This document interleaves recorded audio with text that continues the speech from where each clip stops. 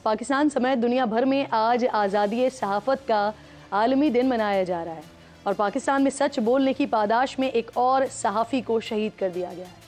बलूचिस्तान के ज़िला खुज़दार में खुज़दार प्रेस क्लब के सदर मोहम्मद सिद्दीक मेंगल को उस वक्त निशाना बनाया गया जब वो गाड़ी में सवार अपने दीगर साथियों के हमरा कहीं जा रहे थे।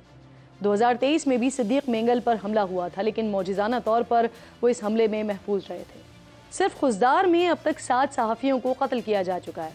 पाकिस्तान प्रेस फाउंडेशन के आदाद-ओ-शुमार के मुताबिक मुल्क भर में अब तक 78 सहाफ़ी कत्ल हो चुके हैं, जिनमें सिंध में 18, बलूचिस्तान में 21, खैबर पख्तूनख्वा में 29, पंजाब में 6 और दारुल हुकूमत इस्लामाबाद में 1 सहाफ़ी को शहीद किया गया है।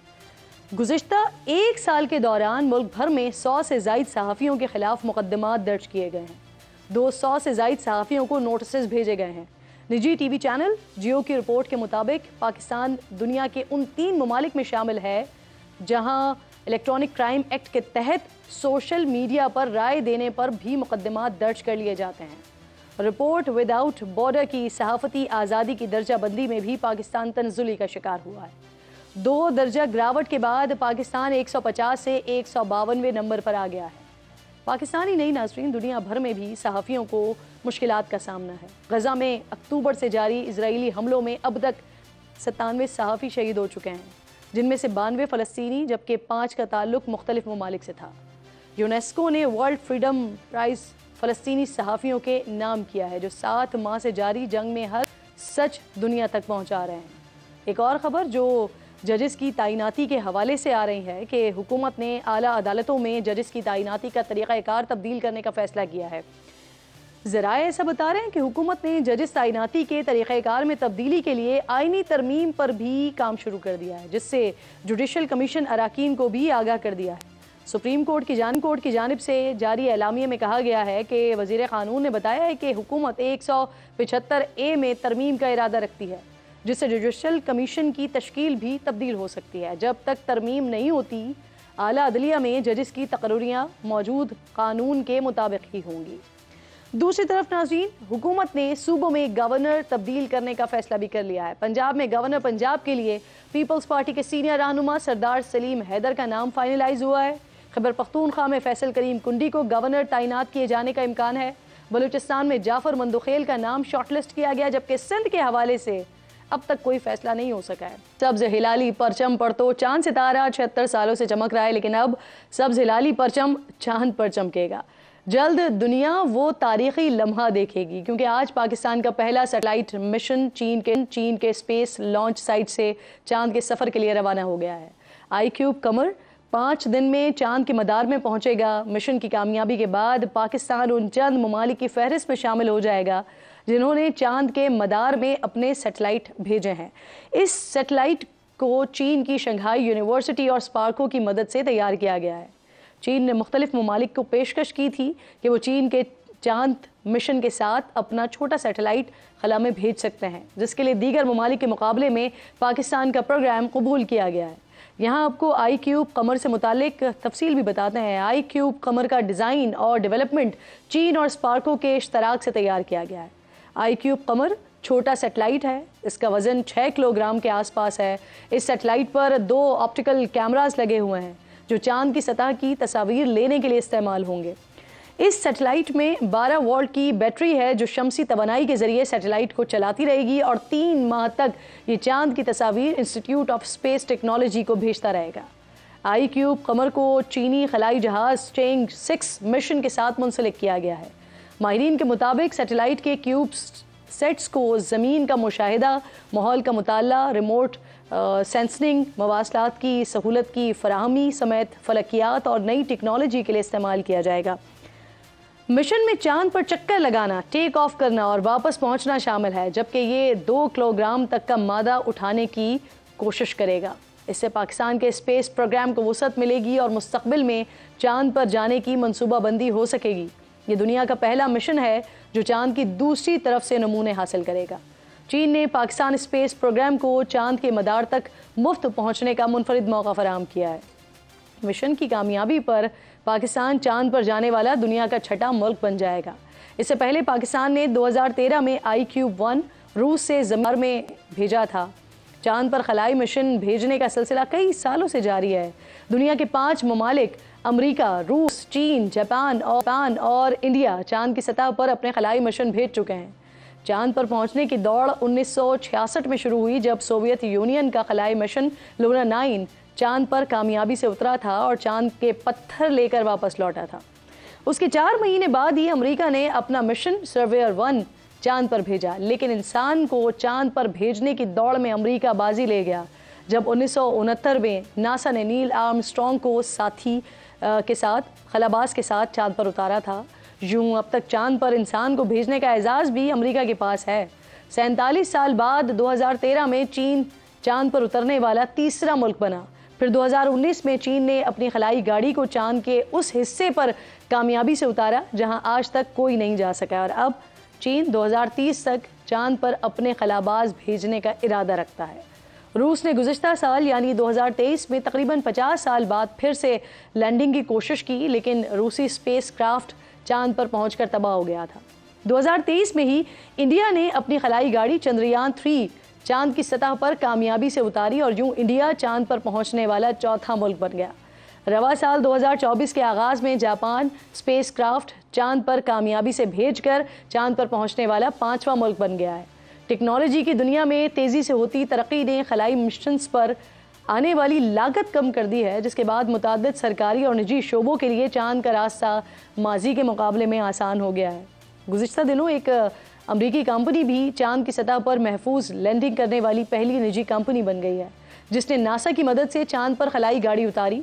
हम ये उम्मीद करते हैं कि पाकिस्तान मिशन कामयाब लैंडिंग से भी हमकिनार होगा और पाकिस्तान स्पेस टेक्नोलॉजी में शामिल होकर इस मैदान में भी तरक्की की मनाजिल तय करेगा। आगे बढ़ती हूँ नाज़रीन, बैरिस्टर अकील मलिक साहब हुकूमती तर्जुमान हैं बराए कानूनी उमूर, मुझे ज्वाइन कर चुके हैं।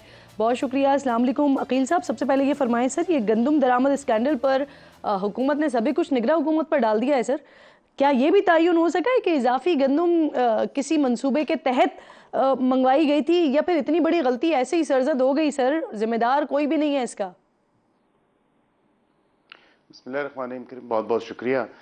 सबसे पहले तो इस पे बड़ा एक वाज़ेह मौक़िफ़ है फेडरल गवर्नमेंट का, और इसमें वज़ीर आज़म साहब ने फर्दर सब्सिडी का भी जिक्र किया है, और जो इंक्वायरी होनी है वो तो पंजाब लेवल पे होगी, क्योंकि निगरान हुकूमत ने एक सरप्लस जो ऑर्डर किया है उसके कुछ डॉक्यूमेंटेशन भी सामने आई हैं, और ये एक इंक्वायरी होगी और वाज़ेह तौर पे पता चलेगा कि ये कौन लोग थे जिन्होंने और सरप्लस ऑर्डर किया है गंदम को, और हमारे अपने जो फार्मर्स हैं और एग्रीकल्चर सेक्टर में जो लोग हैं उनको नुकसान पहुंचाने की कोशिश की है। लेकिन हुकूमत हद्दल इम्कान कोशिश कर रही है कि जो हमारे अपने यहाँ पे किसान हैं, जो हमारे अपने फार्मर्स हैं, जो एग्रीकल्चरिस्ट हैं, उनको जितनी फैसिलिटीज़ प्रोवाइड की जाएँ वो उसको इंश्योर कर रहे हैं। सर ये बताइए, क्या हुकूमती कमेटी निगरां वज़ीर आज़म और निगरां वज़ीर आला पंजाब से भी तहकीकात करेगी? बिल्कुल, जो पेपर ट्रेल सामने आएगी और जिसके सिग्नेचर्स मौजूद हैं, वाज़ेह तौर पे जो इंक्वायरी कंडक्ट की जाएगी, अगर उनका नाम है तो वाज़ेह तौर पे उनकी भी मौक़िफ़ सामने आएगा और हुकूमत उनसे भी पूछेगी, क्योंकि अगर आपने अपने एग्रीकल्चर सेक्टर को नुकसान अगर निगरान हुकूमत ने पहुंचाया है तो ये बड़ा एक सीरियस मामला है, और इसमें पंजाब गवर्नमेंट का तो अपना मौक़िफ़ है, लेकिन वफाक का भी अपना मौक़िफ़ है, और इसमें जो पॉसिबल असिस्टेंस होगी फार्मर्स को, एग्रीकल्चर्स को, तो हुकूमत वो फराहम करेगी और इस रिपोर्ट को भी कंडक्ट की जाएगी, ये भी मंजर आम पे लेके आएगी। ठीक। अच्छा अकील साहब ये बताइए सर कि हुकूमत को तश्कील पाए 2 महीने से ज़्यादा का अरसा हो गया है, लेकिन अब तक पार्लिमानी कमेटी तश्कील नहीं दी गई है, क्या वजह है इसकी सर? ये भी कहा जा रहा है कि हुकूमत को पब्लिक अकाउंट्स कमेटी की चेयरमैनशिप के लिए शेर अफजल मरवत के नाम पर एतराज़ात हैं, और आप लोगों ने अपोजिशन से कहा है कि वो किसी और का नाम दें। देखिए जी, सबसे पहले तो कोई आइन, कोई कानून, कोई ऐसी पॉलिसी नहीं है जो कहती है कि सिर्फ उस जमात के पास जा सकती है ये पब्लिक अकाउंट्स कमेटी की चेयरमैनशिप, जो वाज़ेह अक्सरियत में, हाँ एक प्रोसीजर है, एक प्रेसिडेंट है, लेकिन उसको होल हार्टेडली या इन ट्रू स्ट्रिक्टो सेंस फॉलो करने का किसी कानून में, किसी पॉलिसी में नहीं है। जिस तरह देखिए नूर आलम खान साहब भी पहले रह चुके हैं, उनकी अपनी पार्टी की डिसीजन है, वो पहले तो ये खुद डिसाइड करें कि उन्होंने पब्लिक अकाउंट्स कमेटी के चेयरमैन किसको नामजद करना है, क्योंकि उनकी अपनी पार्टी में ही 3-4 उम्मीदवार हैं जो बार बार ये कहते हैं कि जी मैं उम्मीदवार हूं, और मैं दूसरा कहता है मैं उम्मीदवार हूं। जहां पे ये बात है, ये स्पीकर साहब फाइनली डिसीजन करेंगे। हमने बिल्कुल किसी पे कोई एतराज नहीं उठाया। हमने तो ऑब्वियसली डिस्कशंस अंडर वे हैं और हम देख रहे हैं कि क्या मामला है, और जो बेस्ट पॉसिबल डिसीजन इसकी आउटकम होगी वो आपके सामने आएगी। जहां तक कमेटीज की बात की, ये एक मेरा बड़ा प्रिंसिपल स्टांस है कि इसमें डिले नहीं होना चाहिए, क्योंकि कानून साजी के भी काफ़ी अमल जो हैं वो रुका हुआ है, और उस पर कमेटीज होंगी। कमेटीज में जाहिर बात है कानून जाता है और उधर से वेट होता है, उधर से कोई अगर इनपुट आती है लेजिस्लेटर्स की, वो भी देखना जरूरी है। तो कमेटीज का मामला सही। बिल्कुल। मुझे ये बताइएगा सर, ये हुकूमत ने वजीर खारजा इसहाक डार साहब को नायब वजीर आजम बनाने का नोटिफिकेशन जारी किया, और ये जो नोटिफिकेशन आया, गो के आइन में ऐसा कोई ओहदा मौजूद नहीं है, लेकिन माजी में हमने देखा है कि जब भी इस तरह का कोई नोटिफिकेशन आता है तो बड़ी वजाहत होती है उस पर कि वजीर आजम के इख्तियारात को एक्सरसाइज नहीं कर सकेंगे नायब वजीर आजम। लेकिन इस बार जो नोटिफिकेशन आया है तो उसमें इस तरह की कोई चीज़ मौजूद नहीं है।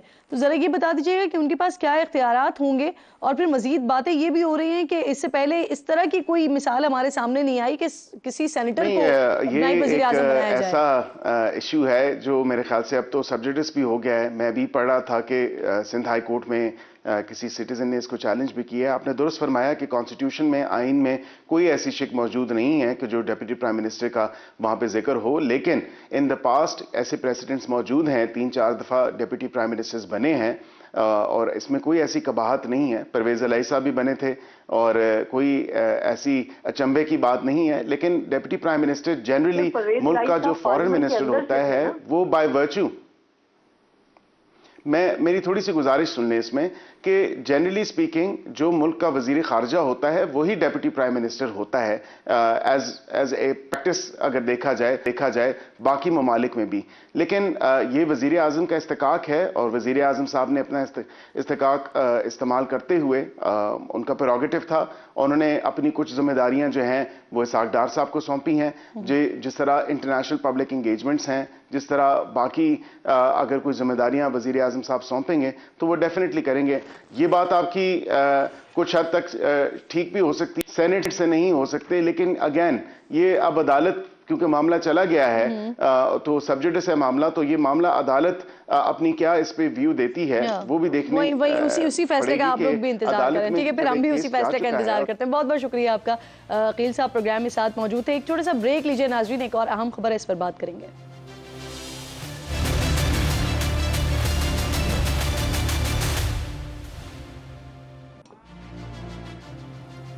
प्रोग्राम में एक बार फिर आपको खुशामदीद कहूंगी नाजरीन।